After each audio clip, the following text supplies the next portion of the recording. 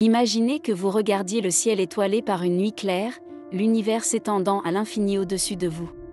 Parmi ces innombrables étoiles et galaxies, y aurait-il des yeux qui nous observent? L'idée que des civilisations extraterrestres supérieures puissent surveiller la Terre ne relève pas seulement de la science-fiction, mais fait l'objet de spéculations et d'études sérieuses. Cette possibilité renvoie à l'une des questions les plus profondes de l'humanité: sommes-nous seuls dans l'univers? Depuis des siècles, l'homme est fasciné par l'idée d'une vie extraterrestre. Des astronomes de l'Antiquité aux scientifiques d'aujourd'hui, la quête d'autres êtres intelligents a été incessante. Mais qu'en est-il si la recherche est superflue parce qu'ils nous ont déjà trouvés?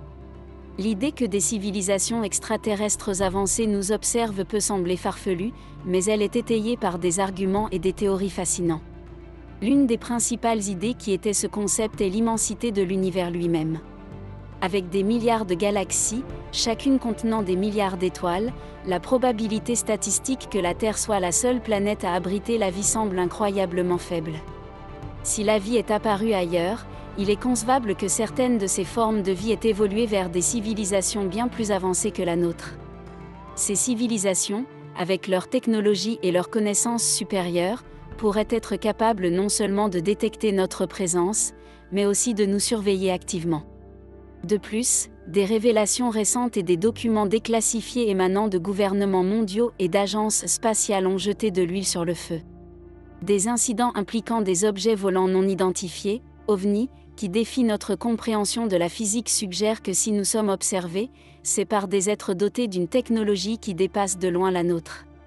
Ces rencontres mystérieuses, souvent étayées par des données radars, des témoignages de pilotes et d'autres informations sensorielles, dressent le tableau de capacités de surveillance très avancées.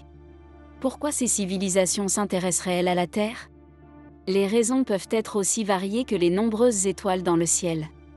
Il pourrait s'agir d'une curiosité scientifique, tout comme nous étudions les espèces moins développées pour mieux comprendre la biologie et l'évolution. Peut-être exercent-ils une surveillance bienveillante sur nous, comme les gardiens de la galaxie, veillant à ce que nous ne nous détruisions pas avec des armes nucléaires ou des catastrophes environnementales. Ou peut-être que leurs intentions ne sont pas si bienveillantes et que la surveillance n'est qu'un précurseur de quelque chose de plus direct. S'engager dans l'idée que nous pourrions être sous les yeux d'une civilisation supérieure nous oblige à nous confronter à notre place dans le cosmos. Cela remet en question notre perception de la supériorité et de la souveraineté sur Terre. Si nous sommes observés, que peuvent penser de nous ces civilisations? Sommes-nous considérés comme une espèce immature, insouciante de notre planète et de nous-mêmes, ou comme un futur allié ou une menace potentielle? Ces questions ne sont pas seulement d'ordre philosophique, elles sont le moteur de la recherche scientifique visant à faire progresser notre technologie et à approfondir notre compréhension de l'univers. En continuant à envoyer des signaux dans l'espace, que ce soit par le biais d'émissions ou de vaisseaux spatiaux, nous risquons d'attirer involontairement l'attention de ces observateurs. Ainsi, l'idée d'être surveillé par des civilisations extraterrestres supérieures ne concerne pas seulement ces dernières, elle nous concerne également, la façon dont nous gérons la connaissance de notre place dans l'univers et ce que nous choisissons de diffuser aux observateurs inconnus parmi les étoiles.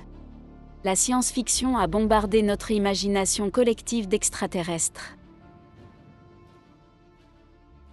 À tel point que nous sommes aujourd'hui obsédés par les extraterrestres. Chaque jour, quelqu'un affirme avoir aperçu un ovni ou avoir été enlevé par de petits êtres gris. Récemment, une personne a même affirmé avoir été fécondée par un extraterrestre. Le monde de l'imagination est sans limite, mais cette affirmation est un peu excessive, même pour moi. Quoi qu'il en soit, nous avons fait en sorte de ne pas nous retenir, surtout lorsqu'il s'agit de tout ce qui touche aux extraterrestres. D'innombrables civilisations extraterrestres et conflits interplanétaires entre espèces règnent en maître dans notre imagination et à l'écran. Les théories du complot sont publiées par dizaines sur Reddit. Dans le monde réel, cependant, nous n'avons pas encore rencontré de vie extraterrestre, même microbienne, et encore moins de civilisations intelligentes et avancées dans l'espace. Depuis que nous sommes devenus des êtres modérément intelligents, tout le monde se pose une question. Où sont les extraterrestres? La réponse à cette question pourrait être très simple, c'est nous qui sommes observés. Furtivement. par des êtres avancés dont on peut dire qu'ils sont nos ancêtres cosmiques. Ils nous voient, mais nous ne les voyons pas. Oubliez l'imagination collective, cette pensée a probablement fait frissonner notre colonne vertébrale collective. Avez-vous déjà vécu quelque chose de surréaliste, quelque chose d'extraordinaire, pendant une brève seconde, et puis, pouf, c'est fini? Vous avez peut-être essayé d'en parler à vos amis et à votre famille, mais ils ont mis cela sur le compte de votre imagination débordante ou de vos visions. Ne soyez pas gênés, car vous faites ainsi partie des milliers d'autres personnes qui ont vécu la même chose. En fait, lorsque le groupe de travail des États-Unis sur les phénomènes aériens non identifiés a tenté d'identifier 144 de ces objets non identifiés, il n'a pu mettre la main que sur un seul UAP. Un seul? C'est tout? Et les 143 autres? Ils n'ont pas pu décrire ces objets car leur aérodynamique ne ressemblait en rien à celle d'un transporteur construit par l'homme. En 2022, la NASA a décidé de se lancer officiellement dans la chasse aux extraterrestres. Oui, la méga chasse aux extraterrestres est désormais lancée. L'Agence spatiale américaine lance un projet visant à recruter des scientifiques de haut niveau pour examiner les phénomènes aériens non identifiés. C'est à se demander, que savent-ils? Les États-Unis cachent-ils des secrets sur les extraterrestres? Ou bien les extraterrestres sont-ils trop rusés pour passer sous notre radar?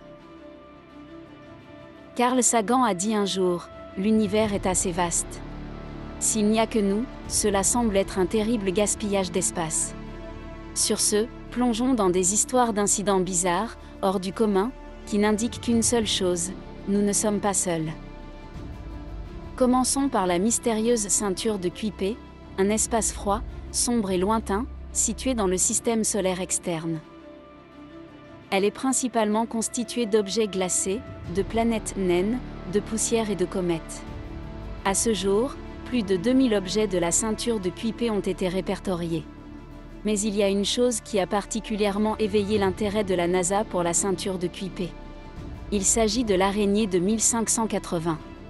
Une recherche rapide sur Google vous apprendra que l'Aregne est un objet de la ceinture de Kuiper, un gros rocher qui tourne autour de l'orbite de Neptune. Mais s'agit-il d'un rocher? En avril 2016, la sonde New Horizons de la NASA a atteint la ceinture de Kuiper. Après avoir capturé sa première cible, Pluton, la sonde a tourné son regard vers un gros objet à la trajectoire étrange. Oui, il s'agit bien d'Aregne, nommé d'après le dieu celte de la mort, de la guerre et de l'autre monde. Un nom sinistrement cool pour un objet spatial très spécial. Pourquoi est-elle si spéciale? La plupart des objets de la ceinture de Kuiper sont constitués de roches et de glace. Mais pas Aregne. Aregne est construit différemment. Il se déplace différemment de tous les autres objets répertoriés dans la ceinture. Les scientifiques se demandent s'il n'est pas fait de quelque chose de complètement différent, de beaucoup plus solide, car sa rotation est si rapide que la force centrifuge aurait dû le déchirer. Pourtant, il est resté intact en un seul morceau. Comment cela se fait-il? Les scientifiques pensent que la rotation rapide crée une gravité artificielle, et la gravité serait la chose la plus vitale pour un long voyage interstellaire. Des astronautes ne peuvent pas flotter autour du vaisseau spatial, alors qu'ils traversent des centaines d'années-lumière, n'est-ce pas? Le New Horizons a donc été dirigé vers Aregne afin d'examiner l'objet de plus près. Et c'est là que les choses sont devenues exceptionnellement étranges. Alors que la sonde tentait d'observer l'objet de plus près, tous ses senseurs se sont soudainement éteints et les transmissions ont été coupées. C'était comme si quelqu'un surveillait notre présence. S'agissait-il de quelqu'un ou de quelque chose qui ne voulait pas que nous le sachions? Mais juste avant de perdre le contact, la NASA a observé qu'Aregne tournait comme le ferait un grand vaisseau spatial. Vous pouvez dire qu'il s'agit peut-être d'un problème technique, mais attendez un peu. Les choses deviennent de plus en plus folles. Ce n'est que lorsque New Horizons s'est éloigné d'Aregne qu'il est soudainement revenu à la vie, comme si rien ne s'était passé. C'est inquiétant. Mais s'il s'agit d'une civilisation extraterrestre intelligente, il est tout à fait logique qu'elle reste loin de la Terre et qu'elle nous observe silencieusement depuis l'espace froid et sombre de la ceinture de Kuiper. L'élément suivant sur notre liste est un événement récent. La Chine a affirmé qu'elle avait peut-être capté des signaux provenant de civilisations extraterrestres. Peu de temps après, la Chine a supprimé le rapport sur cette probable découverte. Pourquoi? Que cache la Chine? Ce que nous savons cependant, c'est que les signaux ont été détectés par SkyEye, le plus grand radiotélescope du monde, situé dans la province chinoise de Guizhou. Il a un diamètre de 500 mètres et a officiellement lancé une recherche de vie extraterrestre en septembre 2020. Le rapport indique que l'équipe a en fait détecté 2 signaux suspects, l'un en 2020 et l'autre en 2022. La nouvelle s'étant répandue comme une traînée de poudre, la Chine a ensuite publié un communiqué. Voici ce que l'on peut y lire. La possibilité que le signal suspect soit une sorte d'interférence radio est également très élevée et doit être confirmée ou écartée. Ce processus pourrait être long. Cette déclaration ressemble étrangement à celle qu'ils ont faite à propos des signaux provenant de Proxima Centauri, n'est-ce pas? C'est suspect. Nous pourrions continuer à parler des observations d'OVNI, de la zone 51, de Voyager 1 qui envoie d'étranges signaux radio depuis l'espace interstellaire, et du feu de camp particulier que les astronautes à bord d'Apollo 8 ont vu sur la face cachée de la Lune. Les arguments ne manquent pas, mais les preuves sont rares. Mais pour ma part, je crois que nous ne sommes pas seuls et que nous sommes surveillés par une civilisation extraterrestre avancée, comme des animaux dans un sanctuaire. Et avec un peu de chance, au cours de notre vie, nous entrerons en contact. Le premier contact. Mais qu'est-ce que j'en sais ?